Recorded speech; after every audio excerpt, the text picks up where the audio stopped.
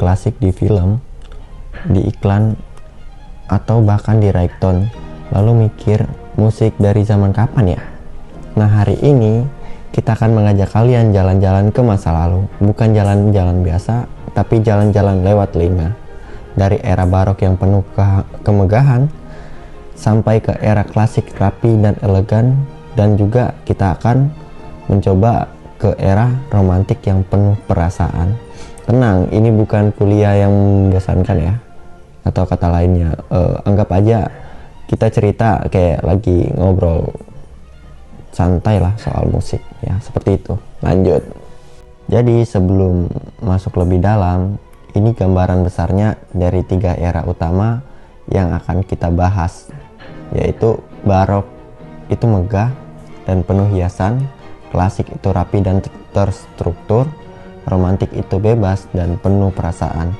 Nanti kita bahas satu-satu ya. Nah, kita mulai dari yang paling tua, yaitu musik barok. Musik ini berlangsung sekira-kiranya tahun 1600 sampai tahun 1750. Kata barok sendiri diambil dari bahasa Prancis yang artinya terbentuk tidak wajar, dan awalnya dipakai untuk menggambarkan bentuk mutiara yang aneh. Lama-lama istilah ini dipakai untuk menggambarkan gaya seni, arsitektur, dan musik yang penuh hiasan dan dramatis. Coba bayangkan, di zaman ini piano itu belum ada loh. Alat musik keyboard yang dipakai itu namanya harpsichord, dan alat ini belum bisa mengatur volume secara halus. Jadi kalau kalian dengar musik barok, dinamikanya itu cenderung keras atau lembut saja. Nggak ada transisi pelan-pelan dari pelan-pelan ke kencang seperti musik modern. Siapa sih tokoh besarnya? Nah, kita lihat. Yang paling legendaris ya John Sebastian Bach, atau yang sering kita panggil Bach ya. Itu dia lahir tahun 1685 dan wafat pada tahun 1750. Dia pun orang Jerman. Nah, mulai karirnya sebagai organis gereja, lalu organis istana, akhirnya memimpin orkestra istana, ya seperti itulah. Nah, jadi selain Bach ada juga Antonio Vivaldi dengan The Four Seasons dan George Federhandel dengan karya megahnya yaitu Messiah. Yang menarik, musik barok biasanya cuma menggambarkan satu mood dalam satu lagu, berbeda dengan zaman setelahnya yang lebih bervariasi seperti itu. Nah, kita akan masuk lagi ke era yang selanjutnya, yaitu era musik klasik. Nah, sekitar tahun 1750 terjadi pergeseran besar. Zaman klasik berlangsung kira-kira tahun 1750 sampai 1820.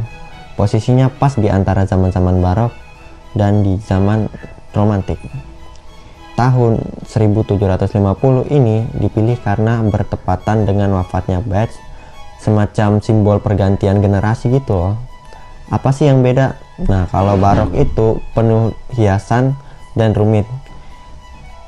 Kalau musik klasik justru jadi sederhana, jelas dan terstruktur rapi ya. Nah, di era-era inilah lahir terbentuk musik yang sampai sekarang masih kita pelajarin, seperti sonata dan simfoni. Tokoh-tokohnya pasti yang kalian kenal, yaitu Wolfgang Amadeus Mozart, atau yang sering dipanggil dengan Mozart ya. Lahir di Salzburg tahun 1756 dan meninggal di Wina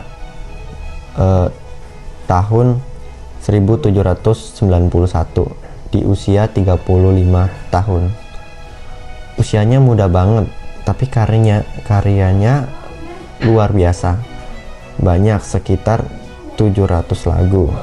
Banyaknya diakui sebagai mahakarya simfoni, musik kamar, sampai opera, Setelah Mozart, ada Joseph Haydn, sering dijuluki Bapak Simfoni, dan jangan lupa Ludwig van Beethoven. Nah, ini sering dianggap jembatan antara era klasik dan era romantik. Ironisnya, pada tahun 1801 ia mulai kehilangan pendengaran, dan 1817 dia jadi tuli total. Tapi dia tetap terus berkarya, bahkan menciptakan beberapa karya terbesarnya. Justru saat sudah tidak bisa mendengar, coba bayangkan bagaimana rasanya menciptakan simfoni tanpa bisa mendengar nadanya sendiri. Nah, ini salah satu kisah yang paling menyentuh dalam sejarah musik. Lalu masuklah kita ke era romantik yang berlangsung sekitar awal abad 19 sampai akhir abad 19. Tetapi hati-hati, jangan salah langkah. Romantik di sini bukan berarti semua musiknya soal cinta-cintaan ya. Ya istilahnya romantik dan romantis. Ini sebenarnya berasal dari sastra abad 18. Dan sejak awal abad 19 dipakai secara umum tanpa makna yang jelas. Entah soal gaya, teknik, bentuk, atau cuma sikap dalam kesenian. Yang jelas, musik romantik berusaha mengungkapkan sikap batin, perasaan, dan jiwa manusia secara lebih mendalam dan personal. Seperti itu.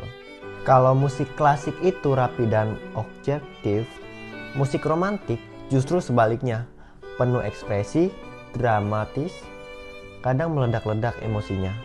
Komposer di era ini ingin pendengarnya benar-benar merasakan sesuatu, bukan cuma mengagumi struktur yang rapi. Siapa saja tokohnya sih? Banyak sekali, seperti Franz Schubert ya, Felix Mendelssohn. Nah, itu juga Frederick Chopin juga yang terkenal lewat permainan piano yang sangat emosional. Nah, ada juga Robert Schumann, Franz Liszt, Richard Wagner dengan opera-opera yang megah, dan Johannes Brahms. Dari karya Schumann sampai Wagner, komposisi musik menjadi semakin kompleks. Jadi, simbol karya-karya yang dramatis, salah satu contohnya yaitu Siegfried karya Wagner. Nah, seperti itu. Tiga era ini bukan cuma soal sejarah musik, tapi juga cerminan bagaimana manusia berekspresi, berubah dari zaman ke zaman, dari yang formal, megah, ke yang rapi dan logis, sampai yang bebas dan penuh juga jiwa dia. Jadi keren ya musik-musik dari dulu sampai sekarang ya perkembangannya. Nah, dari ketiga era ini masih terus dimainkan sampai terus menyentuh hati orang-orang di seluruh dunia. Itu saja, oke. Terima kasih dan bye-bye.